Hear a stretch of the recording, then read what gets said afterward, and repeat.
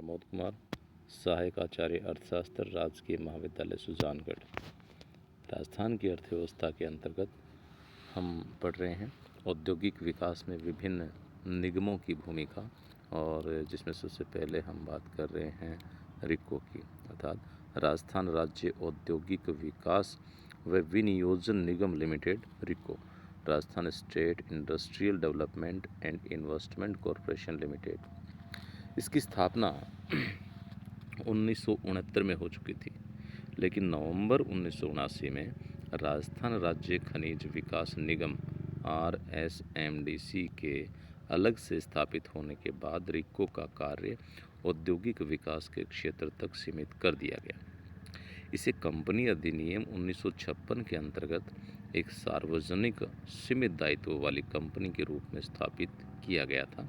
इसके मुख्य काम इस प्रकार से हैं: प्रोजेक्टों का चयन करना, उनके लिए आशय पत्र व औद्योगिक लाइसेंस प्राप्त करना तथा निजी क्षेत्र के उद्यमकर्ताओं से मिलकर या स्वयं उनका क्रियान्वयन करना, राजस्थान के औद्योगिक विकास की स्कीमों को प्रोत्साहन देना और उनका संचालन करना, प्रोजेक्टों की तस्वीरें, प्रोजेक्टों की रूपरेखाएं व प्रोजेक्ट रिपोर्ट तैयार करवाना और आवश्यक सलाह प्रदान करना, उद्योगों के लिए भूमि प्राप्त करना, औद्योगिक क्षेत्रों का विकास करना, औद्योगिक भूखंडों का आवंटन करना एवं उद्योगों की स्थापना के लिए फैक्ट्री शेड उपलब्ध करना, मध्यम व बड़े पैमाने के लिए उद्योगों के लिए वित्तीय सहायता की व्यवस्था करना, जिसके निम्न रूप हो सकते हैं: भारतीय औद्योगिक विकास बैंक की पुनर्वित्त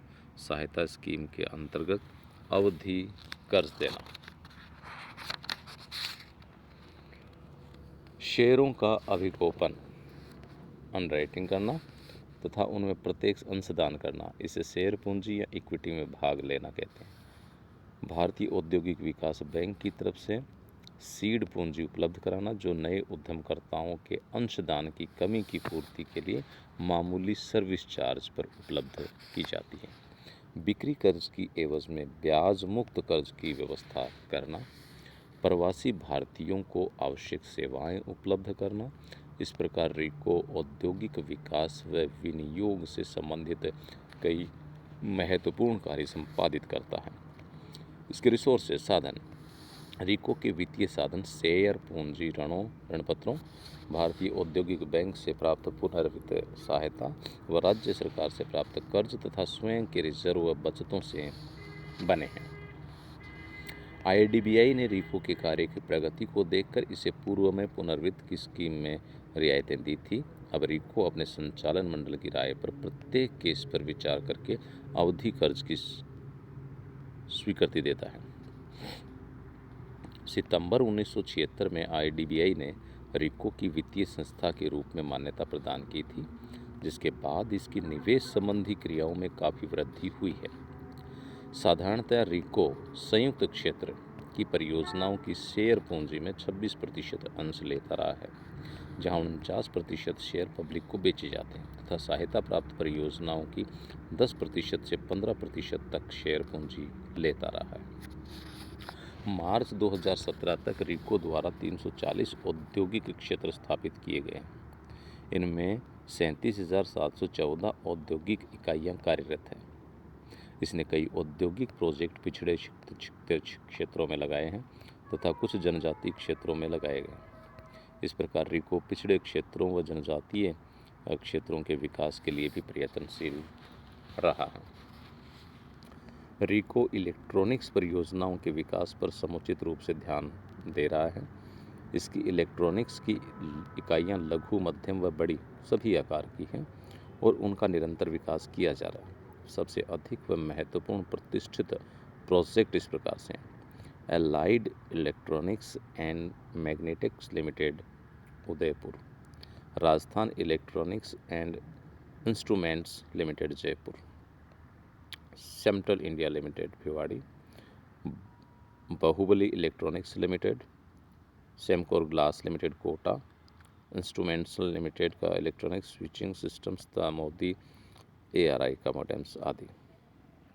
अन्य प्रकार अन्य कई इलेक्ट्रॉनिक्स के प्रोजेक्ट क्रियान्वयन व विकास के विभिन्न चरणों में है। इस प्रकार राजस्थान इलेक्ट्रॉनिक्स उद्योग के क्षेत्र में काफ़ी आगे बढ़ रहा है और भविष्य में यह देश में एक महत्वपूर्ण स्थान प्राप्त कर सकेगा। पिछले 20 वर्षों में रिको ने किन उद्योगों की प्रगति में अपना विशेष योगदान दिया? 1996 से 2017 तक प्रति वर्ष रिको ने विभिन्न औद्योगिक कंपनियों से राज्य में उद्योग लगाने के अनुबंध किए हैं। फलस्वरूप राज्य में निम्न उद्योगों की स्थापना को बल मिला है, जिसमें granite, marble, textile, telephone, bulbs, radio, computer software, Semcor glass, colour TV, glass shells, Coca Cola की बोटलिंग, सेविंग उत्पादन, ग्रीनफील्ड क्लॉथ क्लास, स्वर्ण आभूषण आदि। रिको की वर्तमान गतिविधियों का अनुमान आगे के विवरण में लगाया जा सकता है। 1 जून 2011 से राज्य में Honda motorcycle and scooter India private limited HMSL ने उत्पादन चालू कर दिया था। इसकी स्थापना का निर्णय 1 वर्ष पूर्व घोषित कर दिया गया था। यह प्रोजेक्ट भिवाड़ी के समीप टपूपड़ा में लगाया गया। रिको द्वारा वित्तीय सहायता की प्रगति। रिको द्वारा औद्योगिक इकाइयों को कई प्रकार से वित्तीय सहायता प्रदान की जाती है। इसका परिचय आगे दिया गया। इक्विटी में योगदान देकर, अर्थात औद्योगिक इकाइयों के शेयर पूंजी में भाग देकर, अवधि कर्ज देकर, बिक्री कर्ज की एवज में ब्याज मुक्त कर्ज देकर, निवेश सब्सिडी प्रदान करके। लेकिन इसके द्वारा वित्तीय सहायता प्रदान करने का मुख्य रूप से अवधि कर्ज देना है। 2014-15 में रिकवरी की राशि 727 करोड़ रुपए थी, जो भूमि की बकाया राशि के रूप में थी। ये भूखंड पहले आवंटित किए गए थे। अपने उत्तम कार्य निष्पादन के कारण रिको राज्य के औद्योगिक विकास व विनियोजन निगमों में श्रेणी ए में अपना स्थान बनाए रख सका है। 2016-17 में अवधि कर्ज की रिकवरी लगभग 236.8 करोड़ रुपए की रही थी। रिको द्वारा औद्योगिक क्षेत्रों के विकास की प्रगति। मार्च 2017 के अंत में रिको द्वारा विकसित औद्योगिक क्षेत्रों की संख्या 340 हो गई थी। इसमें 37,714 औद्योगिक इकाइयाँ स्थापित की जा चुकी हैं। रिको प्रतिवर्ष नए भू क्षेत्र आवंटित करता है ताकि नए औद्योगिक क्षेत्रों का विकास किया जा सके। ऊपर दिए गए आंकड़ों से स्पष्ट है कि रिको भूमि प्राप्त करने व विकसित करने के कार्य में काफ़ी सक्रिय रहा है। भविष्य में भूखंडों के विकास पर अधिक ध्यान देने की आवश्यकता है। ऐसा माना जाता है कि विभिन्न औद्योगिक क्षेत्रों का चुनाव पूरी तरह सही नहीं हुआ है। प्रत्येक जिले में औद्योगिक क्षेत्रों की स्थापना एक राजनीतिक प्रतिष्ठा का सूचक मानी जाती है। अधिकांश औद्योगिक क्षेत्रों में जल परिवहन व संचार की सुविधाओं की कमी पाई जाती है। इससे उद्यमकर्ताओं को काफ़ी कठिनाई का सामना करना पड़ता है। इस संबंध में काफ़ी सुधार की आवश्यकता है। दिल्ली के समीप होने के कारण राष्ट्रीय राजधानी प्रदेश NCR के अलवर जिले में नए औद्योगिक क्षेत्र स्थापित करने पर अधिक बल दिया गया। इसमें भिवाड़ी को फ्लैगशिप क्षेत्र मानकर नए औद्योगिक क्षेत्र विकसित किए गए।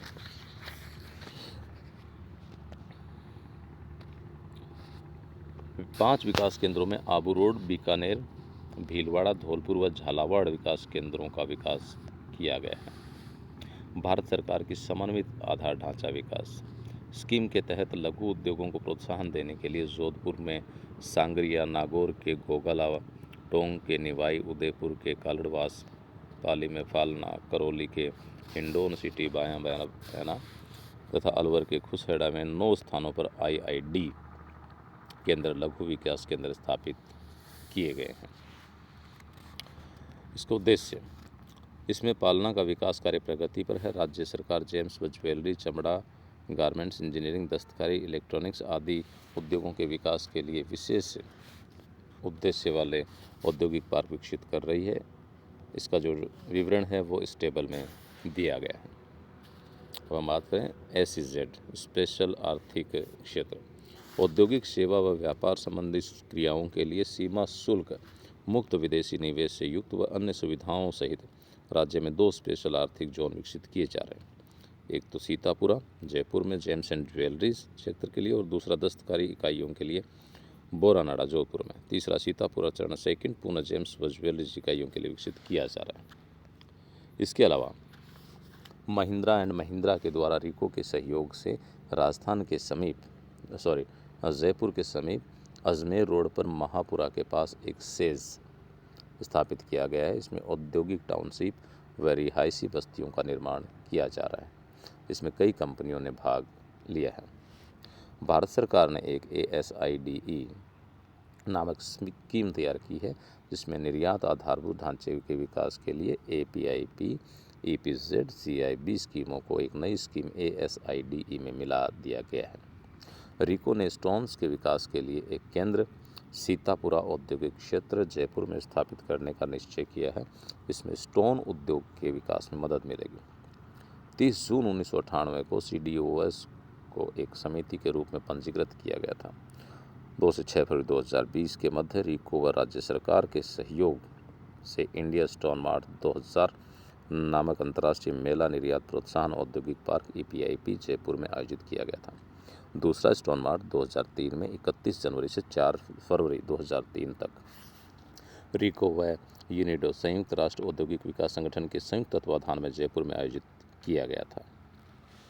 CDOS की सदस्य के लिए फाउंडर सदस्यों, दानी डोनर सदस्यों, लाइफ सदस्यों व वार्षिक सदस्यों का प्रावधान किया गया है। यह स्टोन से जुड़े विविध प्रश्नों के समाधान का कार्य करेगा, जैसे इनका व्यापार बढ़ाना, स्टोन की जांच व इनके बारे में जरूरी सलाह देना, मानवीय साधनों का विकास करना, स्टोन के मेले व प्रदर्शनी आयोजित करना आदि। पार्कों की परियोजनाओं से भिवाड़ी औद्योगिक शहर एक बृहत्तर भिवाड़ी बन सकेगा। इसमें दिल्ली पर भीलवाड़ा व आजमगढ़ का भार कम करने में मदद मिलेगी। बृहत्तर भिवाड़ी का निर्माण करने के लिए अतिरिक्त भूमि खरीदनी होगी। रिको ने उद्योगश्री नाम की एक नई स्कीम भी चालू की गई।